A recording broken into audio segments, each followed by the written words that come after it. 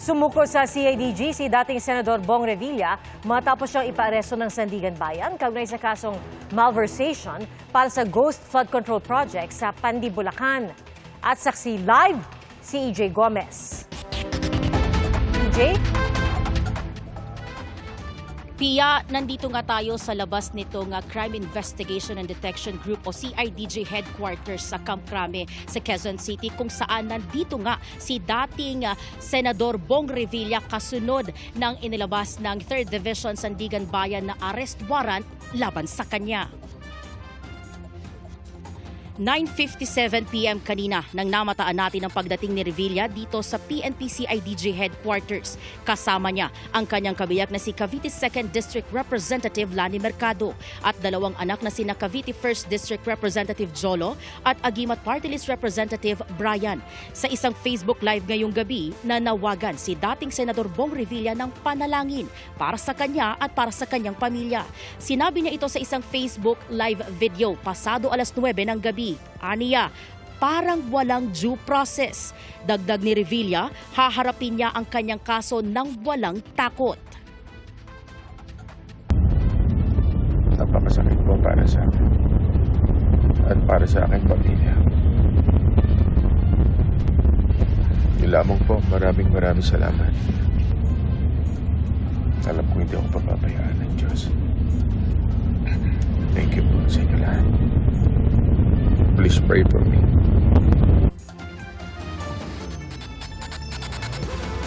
Nitong Biyernes lang inihain ng Ombudsman sa Sandigan Bayan ang mga kasong graft at malversation through falsification of public documents laban kina dating Senador Bong Revilla at 6 na iba pa kaugnay sa umano'y 92.8 million peso Ghost Flood Control Project sa Pandi, Bulacan.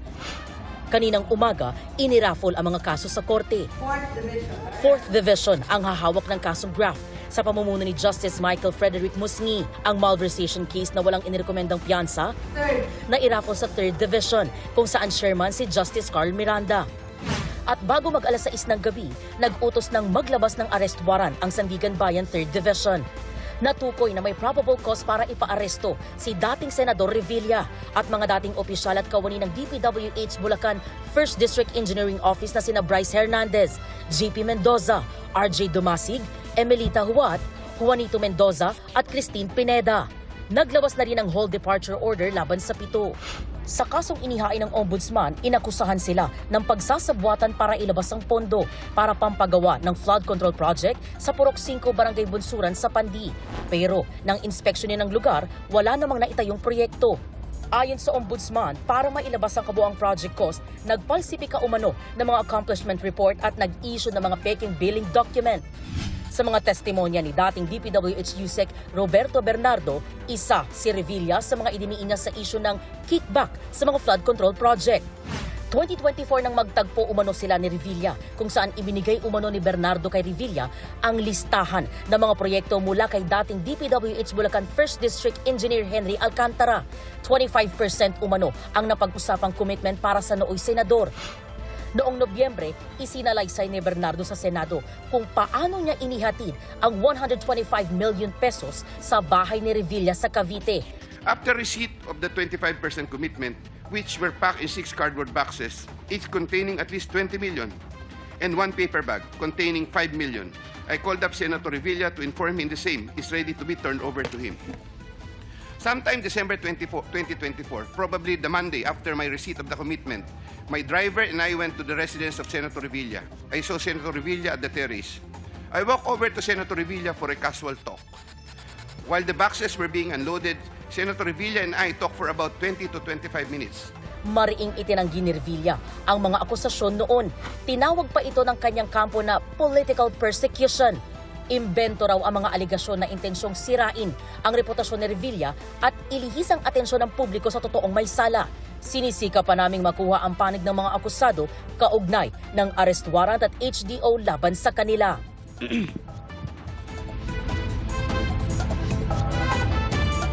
Pia, ilang minuto kasunod ng pagdating ni dating Senador Bong Revilla dito sa Camp Crame ay lumabas yung ilang mataas na opisyal ng PNP, kabilang dyan si Acting PNP Chief Police Lieutenant General Jose Melencio Nartates Jr. at kinumpirma nga niya sa atin na sumurrender o sumuko daw ang dating senador. Samantala, sa mga oras na to, nakastandby tayo sa mga susunod na kaganapan at mahigpit yung seguridad dito. No, ilang media lang yung nakapasok dito sa may harap nitong PNP CIDG headquarters at sa mga oras na to ay may barikada na at mas nadagdagan yung mga nakadeploy na pulis. Yan muna ang latest mula rito sa Quezon City.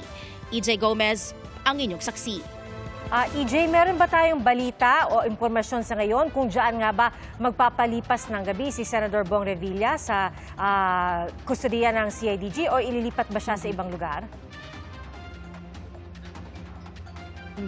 Wala pang nabanggit dyan si Acting PNP Chief kanina, pero may binanggit siya na sa mga susunod na oras ay mangyayari yung mga typical na proseso dun sa mga naaaresto. So babasahan ng kanyang Miranda rights, karapatan at yung ilang pang steps. So posible na dito siya manatili, pero yan pa yung ikukumpirma natin sa mga kausap natin na miyembro o opisyal ng PNP CIDG.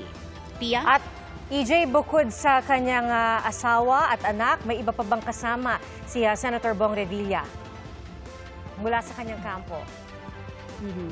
Alam mo, Pia, yung pwesto natin ngayon dito ay talagang limitado lang yung nakukunan natin mula doon sa pinasukan nila hanggang doon sa second floor ng headquarters. Talagang mahigpit yung security. Kanina yung nakunan natin, no, sinundot lang yon mula sa ating camera dito sa ating team na naka-standby dito. So yun pa lang yung nakita talaga natin and na-confirm natin, no, yung kanyang asawa at saka yung kanyang dalawang anak. Pero tinitingnan din natin for sure, no, syempre yung kanyang lawyer o yung iba pang miyembro para nga doon sa proseso na gagawin sa kanya. Pero yan ay kukumpirmahin pa natin doon sa mga kausap natin na officials ng PNP CIDG.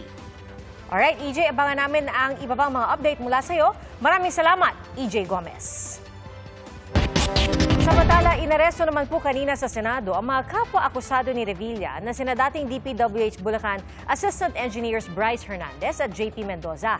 At mula sa tanggapan ng NBI, saksi live si Rafi Tima. Rafi? Pia, sumailalim na sa booking procedure itong si dating DPWH Engineer Assistant District Engineer Bryce Hernandez at si Engineer JP Mendoza dito sa NBI headquarters dito sa Pasay City. Kapwa sila kinuha kanina ng NBI sa Senado kung saan sila nakakustodiya. Ayon sa NBI, bukod sa pagkuha ng kanyang fingerprints at kanyang mugshot, isa sa ilalim din ng dalawa sa medical examination. Posibleng abutin na raw ng magdamag ang proseso ng booking para sa dalawang dating opisyal ng DPWH. Kaninang hapon lang lumabas ang warrant of arrest ng dalawa mula sa Sandigan Bayan kasama si dating Senador Bong Revilla para sa kasong malversation through falsification of public documents. Dahil sa walang custodial facility ang NBI dito sa kanilang opisina, ay posibleng dalhin sa NBI custodial facility ang dalawa sa Muntinlupa. Bukas, inaasahang dalhin na sa Sandigan Bayan ang dalawa para sa return of warrant. Ayon sa NBI, Sandigan Bayan na ang magdedesisyon kung saan ikukustodiya ang dalawa habang hinihintay ang kanilang paglilitis. Sa ngayon ay dumating na rin sa NBI ang abogado ng dalawang dating DPWH officials.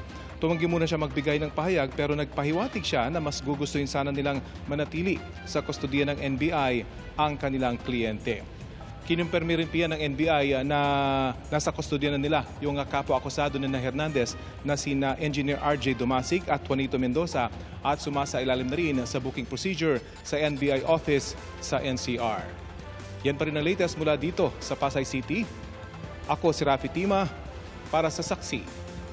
Rafi, may posibilidad ba na ipaghiwalay ang mga akusado na nasa kustodiya ngayon ng NBI? Itong dalawang nandito ngayon sa NBI headquarters ay posibleng dalawa na silang dadalhin dito sa Muntinlupa dahil wala nga custodial facility dito sa NBI headquarters. Although sa ating pagkakaalam, ngayon lamang Pia, mukhang nakalabas na itong dalawang akusado. Hindi na idinaan dito sa main entrance. Actually, marami naghihintay dito na membro ng media pero biglang nawala na raw sila doon sa kwarto. Kanina ay isinailalim na sila sa medical procedure. Pero ayon sa NBI ay posibleng doon na nga sa Muntinlupa sila dadalhin. Pero bukas ay dadalhin na sila sa Sandigan Bayan at posibleng magkakasama na sila ng iba pang mga akusado kapag ibinilit na sila sa Sandigan Bayan na Pia. Alright, maraming salamat sa iyo, Rafi Tima. Sa mahigit 400 hininalang Ghost Project, mahigit 300 ang may mali-mali umanong mga grid coordinate. Batay po yan sa pagsusuri ng DPWH. At ginisa tungkol dito si dating DPWH Secretary Manuel Bonoan sa pagdinig ng Senado. Saksi si Joseph Moro. Isang araw matapos magbalik Pilipinas, dumalo si dating DPWH Secretary Manny Bonoan sa pagdinig ng Senate Blue Ribbon Committee kaugnay ng mga maanumalyang flood control project. Inaakusahan siyang sinadya umano niya magbigay ng mga maling coordinate ng mga flood control project para alituhin ang Pangulo. Sa validation ng Department of Public Works and Highways, 416 ang suspected ghost projects.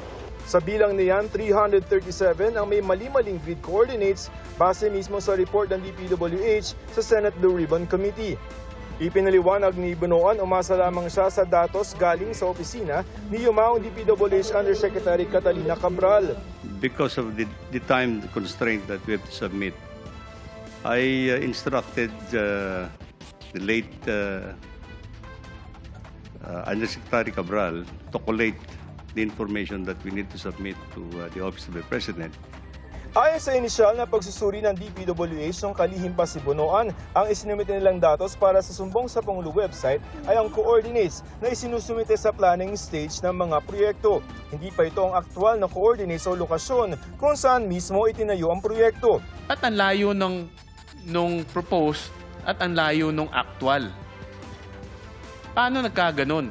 We'll have to investigate. Ngayon po, Mr. Chair, doon po sa tanong nyo kanina, kung yun po ba sinamit deliberately, of course, ayaw po namin, we're not in the position to answer that. Meron po kami dinidevelop na app. No? Ito na po yung unified application wherein the coordinates from the planning stage and the coordinates for the actual ay isang mapa na lang po yung ginagamit.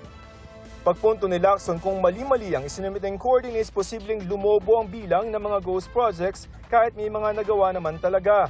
Kasi pag pinuntahan yung grid coordinates na mali, wala makikitang project, ire-report na ghost. Dahil mali po yung coordinates, nireport po nila as non-existent. Meron pong mga lugar, medyo masukal na yan. And kung talagang mag-deviate ka lang by a few so many meters, hindi mo talaga po makikita. Tanong ni Committee Chairman Senador Ping Lacson, pattern ba ito o di sadyang pagkakamali lamang? Kung ang percentage ng mali na-overcome o na-overwhelm yung tama, may pattern yon. Pero kung halimbawang sa 10 na random sampling ninyo, 1 o 2 lang yung mali, then there's no pattern. Maybe inadvertent yung omission. Out of 337, ang more than 50 meters away, 291 po. Yung less than 50 is 46. Dahil mali-mali ang unang coordinates na binigay ng DPWH, kailangan daw umulit ng kagawaran. Kung natapos na po natin yung 1/3 ng 30,000 flood control projects in the last 10 years, and then i-reassess naman po natin to. Just to be sure po na with our data. Kaya nasayang lamang daw ang buwis at oras na ginugol sa unang assessment. Bakit di yun yung ginamit ng department sa unang validation pa lang? Because I think nung initially po, nagbuo nga po ng team itong ICI, composed of the AFP, PNP, and DepDev. And they relied on the coordinates dun po sa sumbong sa Pangulo.